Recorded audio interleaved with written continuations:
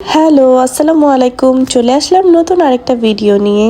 এটা আমার কুমিল্লার যাওয়ার পরের পার্ট আর কি, যেটাতে আমি বলেছিলাম যে আমি নেক্সট ডেতে শ্রীমঙ্গল যাব, সেটারই ব্লগ। তো এই যে কুমিল্লা থেকে রাত 2:30টার দিকে আমাদের বাস ছিল। আমরা রাত 2:30টার বাস ধরে শ্রীমঙ্গলের উদ্দেশ্যে রওনা দিই। 2টা বাচ্চা নিয়ে একা বাবা মা ট্রাভেল করা যে কি কষ্ট, এইবার আমরা ফার্স্ট টাইম মানে একদম ফিল করছি। কারণ প্রতিবারই আমাদের সাথে হয় কেউ না কেউ থাকে, বাচ্চার কাকা হোক কাকি হোক, কেউ না কেউ থাকে, নানা নানি দাদা দাদি যেই হোক কেউ না কেউ থাকে। ফার্স্ট টাইম আমরা পুরা দমে একা নিজেরা দুইজনকে হ্যান্ডেল করছি। আল্লাহ মাফ করুক, আমি কানে ধরছি, আমি জীবনে কোথাও যাব না 2 বাচ্চা নিয়ে একা একা, আমার পক্ষে তো অসম্ভব। ভোর ভোর আমরা পৌঁছে গেলাম শ্রীমঙ্গলে। এটা আমার প্রথম শ্রীমঙ্গল ট্রিপ ছিল। আমি অনেক এক্সাইটেড ছিলাম, আর যেহেতু অনেক লম্বা সময় পরে আমি একটা ট্যুরে গিয়েছি, অনেক এক্সাইটেড ছিলাম। শ্রীমঙ্গল এত সুন্দর, যে কোনো প্রকৃতি দেখতে ভালো লাগে, সেটা ঢাকা হোক কিংবা কক্সবাজার কিংবা শ্রীমঙ্গল।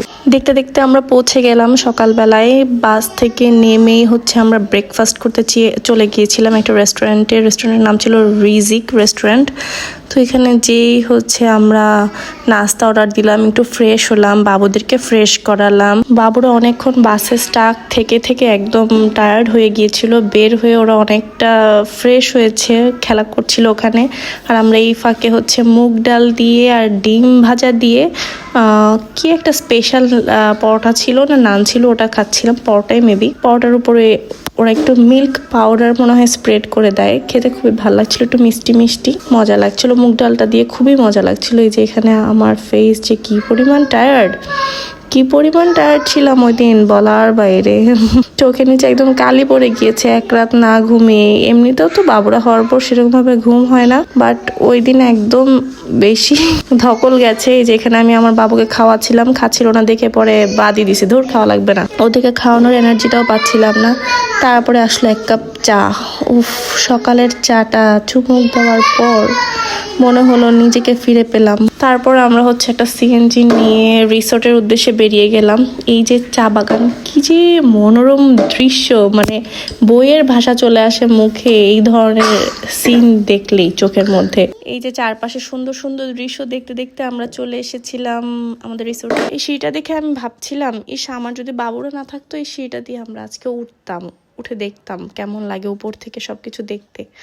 তারপর রিসোর্টে যেয়ে দেখি তখনও আমাদের রুম মানে এন্ট্রি নেওয়ার টাইম হয়নি, এখনো হাতে অনেক টাইম ছিল।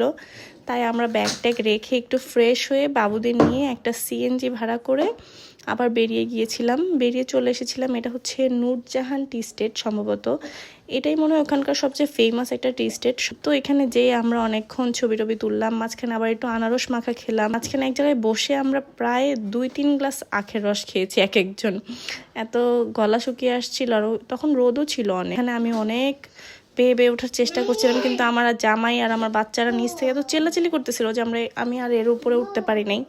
ওদের চিল্লাচিল্লিতে আমি এখান থেকে নেমে চলে এসেছিলাম। তারপর নূরজাহান টি স্টেটে কিছুক্ষণ সময় কাটিয়ে আমরা আবার সিএনজি নিয়ে চলে যাচ্ছিলাম মাধবপুর লেকে। যে আমরা বেশিক্ষণ ঘোরাঘুরি করি নিয়ে এক জায়গায় দাঁড়িয়ে কয়েকটা ছবি তুলেছি এবং চারপাশটা একটু তাকিয়ে দেখছিলাম। এত গরম ছিল, আমরা খুব ক্লান্ত হয়ে যাচ্ছিলাম। আর বাবুদেরকে কোলে নেওয়া লাগে, এটা করা লাগে ওটা করা লাগে, এগুলোর জন্য আরো বেশি আমাদের ক্লান্ত লাগতেছিল। আমি শিওর চারপাশে আরো দেখার মতো অনেক জায়গা ছিল, কিন্তু আসলে আমরা এক্সপ্লোর করতে পারিনি। বাবুদেরকে নিয়ে এক্সপ্লোর করলে আরো কত যে সুন্দর দেখার মতো জিনিস বের হতো।